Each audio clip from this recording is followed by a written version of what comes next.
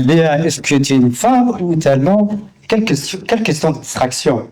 Question périphérique? La question centrale est l'utilité.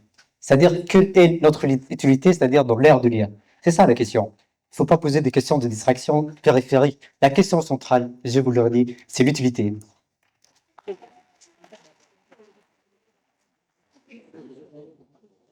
Pas de théorie, pas de faire, juste des faits. Elle lit les radios, mieux que les radiologues. Elle détecte des cancers avant le médecin. Elle rédige des contrats sans avocat, sans post-café. Elle traduit en 100 langues, sans accent, sans hésitation. Elle répond aux clients sans s'énerver, sans salaire.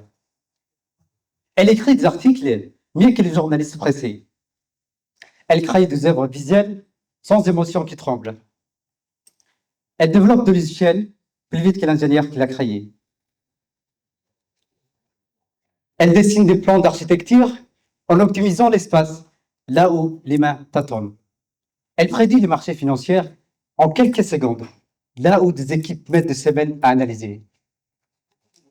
Elle surveille des villes entières en identifiant des visages au milieu de la foule. Elle est dans la banque, elle est dans l'armée, elle est dans l'hôpital, elle est dans l'école, elle est dans la maison, elle est partout, elle est dans ses salles. Elle travaille 24 heures sur 24, pas de congé, pas de pause café, pas de maladie, pas de contrat de travail, pas de charge sociale, pas de sécurité sociale, pas de prime de fin d'année, pas de je ne suis pas dans mon mood aujourd'hui, pas de démission, pas de syndicat, et surtout pas d'élu. Tu lui crois des si, elle te répond. Je n'ai pas compris que tu aurais formulé, qui dans ces salles peut rivaliser avec ça. Vous peut-être, vous allez le dire. Mais l'obsolescence de l'homme chez République n'est qu'une partie des problèmes. L'intelligence artificielle ne s'éborne pas à remplacer l'humain. Elle fissure ce qui nous relie les uns aux autres, la confiance. Il suffit aujourd'hui d'une simple photo et de quelques secondes de votre voix pour fabriquer une vidéo où vous dites ou faites ce que vous n'avez jamais dit ou fait. C'est le phénomène de deepfake.